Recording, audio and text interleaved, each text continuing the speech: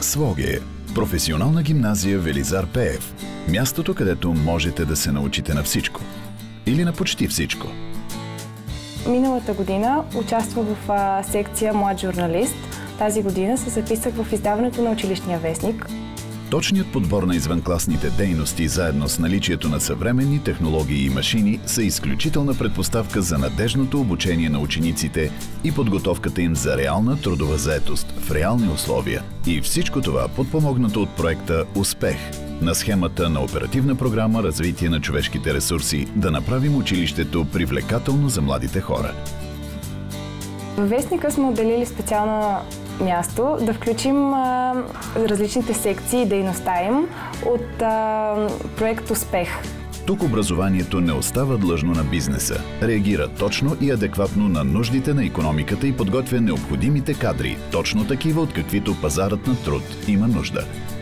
Нашето училище е известно с това, че има различни специалности и че разполага с много добра материална база, която използваме и за дейностите по проект «Успех». Изключително широкият периметър от извънкласни дейности по проекта «Успех» може да събуди завист у мнозина. Тук на учениците е предоставена възможността да избират измежду много различни по характер извънкласни и извънучилищни занимания.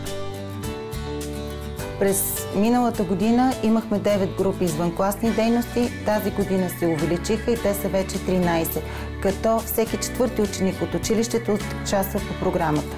Ползите от проекта за училището, учениците и тяхното професионално бъдеще са безспорни. Доставя се удоволствие да научиш нещо ново. Човек се учи през целия живот. Събираме се колективи, учим се да работим в екип, споделяме тръпка, емоции. За нас го правим. Това е най-красивото.